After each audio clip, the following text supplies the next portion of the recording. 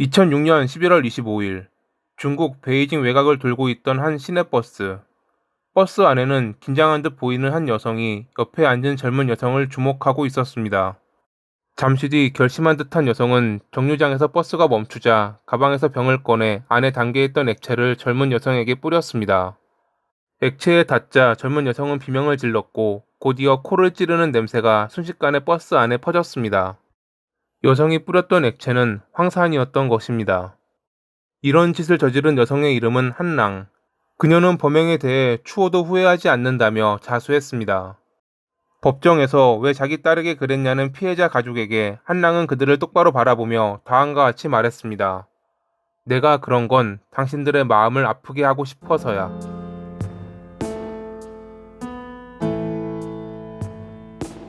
사건 발생 1년 7개월 전인 2005년 4월 24일, 베이징 팡상구의 한 작은 마을. 한랑은 아까부터 보이지 않던 아들 청청을 찾아 동네를 돌아다니고 있었습니다. 하지만 아무리 이름을 불러도 돌아오는 건 메아리 친 자신의 목소리뿐. 어디에도 청청의 모습은 보이지 않았죠. 날이 밝을 때까지 그녀는 아들을 찾아다녔지만 끝내 발견하지 못해 경찰에 신고하려 했습니다. 그 순간 그녀의 집을 찾아온 동네 아이가 청청이 우물 안에 있다고 말합니다. 그녀가 마을 변두리에 있는 우물로 갔을 때 이미 그 주변은 소식을 듣고 온 주민들로 둘러싸여 있었습니다. 그들을 밀치고 우물 앞으로 간 그녀는 안을 들여다보았고 돌무더기 위에 나와 있는 아들의 신발을 발견했죠. 주민들의 도움을 받아 우물에서 꺼냈지만 이미 싸늘하게 변해버린 아들은 더 이상 움직이지 않았습니다. 어린 나이에도 불구하고 힘들게 사는 엄마를 위로할 줄 알았던 착한 아들을 이제는 볼 수 없다는 현실에 그녀는 좌절했습니다. 경찰은 이 사건을 타살이라 판단했습니다. 범인이 청청을 살해한 뒤 우물에 유기하고 어설프게 돌무더기로 가렸다고 생각했죠. 실제로 그의 목에는 손자국이 선명하게 남아있었고 확인 결과 사인은 교살로 드러났습니다. 목에 남은 작은 손자국은 성인의 짓이 아니라는 걸 말해주었습니다. 경찰은 이를 바탕으로 탐문 조사를 벌였고 얼마 뒤 마을 주민인 장얼군의 막내 아들 예년을 체포했습니다. 당시 중학생이었던 그는 청청과 말다툼 중 화가 나 교살했고 우물에 유기한 뒤 돌무더기로 가렸다고 자백했죠. 그는 그렇게 하면 사람들이 절대 찾지 못할 거라 생각했다고 합니다.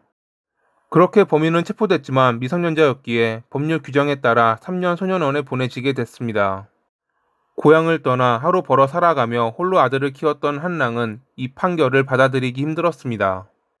삶이 힘들어 눈물을 훔치고 있으면 어느새 다가와 자신이 열심히 공부해 엄마를 호강시켜 주겠다고 말하던 아들의 얼굴이 아직도 눈에 선했죠. 집으로 들어온 벌레도 아들이 돌아온 것이라 생각해 내쫓지 못했던 그녀는 그리움의 눈물로 하루하루를 보냈습니다. 2006년 1월, 한랑이 장얼군 가족을 상대로 제기한 민사 손해배상 소송 결과가 나왔습니다. 법원은 미성년자인 아들의 범행에 대해 부모인 장얼군이 책임져야 한다며 15만 위안, 하나 약 3천만 원이 조금 안 되는 돈을 보상하라고 판결했습니다. 하지만 시간이 지나도 장얼군은 배상할 능력이 없다며 지급을 미루었습니다. 그해 4월에 한랑은 법원에 다시 집행 문제에 대한 조정을 요구했지만 장얼군은 자기가 월급으로 겨우 2,400 위안을 받는다며 여전히 배상할 능력이 없다는 주장을 고수했습니다. 사실 한랑도 그가 15만 위안이라는 큰 금액을 바로 마련하기 힘들다는 걸 알고 있었습니다. 그래서 그녀가 조정을 요구했던 것은 우선 장례식 비용 1만 위안이라도 먼저 달라고 한 것이었죠. 그러나 장얼군은 1만 위안 역시 마련할 수 없으니 알아서 하라며 뻔뻔한 태도를 보였습니다. 이런 태도보다 한랑이 더 화가 났던 것은 그들이 한 번도 사과하지 않았다는 것입니다. 거기에 장얼군은 주민들에게 우리 아들은 3년 뒤 나온다 라며 떠벌리고 다녔습니다. 자기는 더 이상 아들을 만나지도 못하고 장례비조차 없어 안치소에 있는데 사과 한마디 없이 저런 뻔뻔한 태도를 보이자 한랑의 마음은 뒤틀려 버렸습니다. 그녀는 아들의 복수를 다짐했습니다.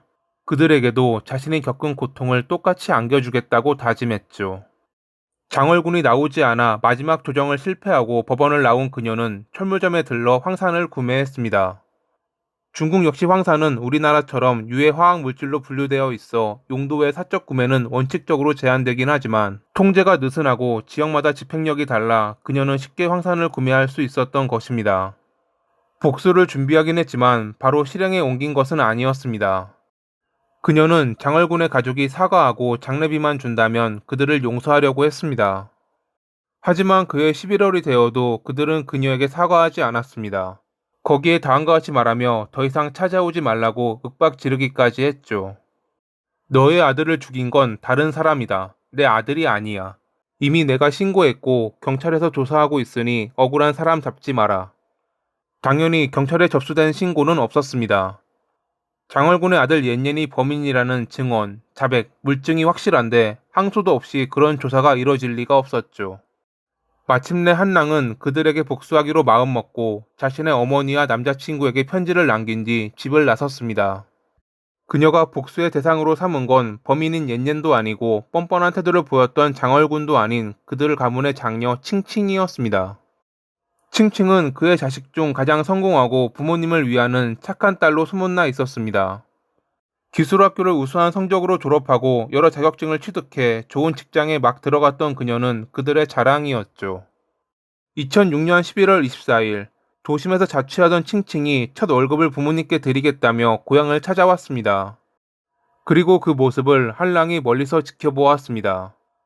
다음날 아침부터 그녀는 정류장에서 칭칭이 오길 기다렸고 오전 9시 무렵 그녀를 발견해 같은 버스에 올랐습니다.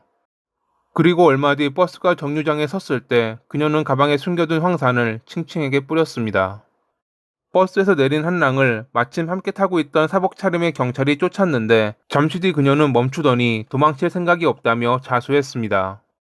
다행히 목숨은 건진 칭칭은 병원으로 옮겨져 치료를 받았지만 얼굴과 팔, 허벅지 등 전신의 15%에 달하는 부위에 피해를 입어 평생 사라지지 않을 상처가 남았습니다. 그녀 말고도 당시 버스에 있던 승객 몇 명도 정도의 차이는 있지만 부상을 입었다고 합니다. 2007년 6월 18일에 열린 재판에서 한랑은 죄를 인정한다며 범행에 대한 모든 것을 자백했습니다.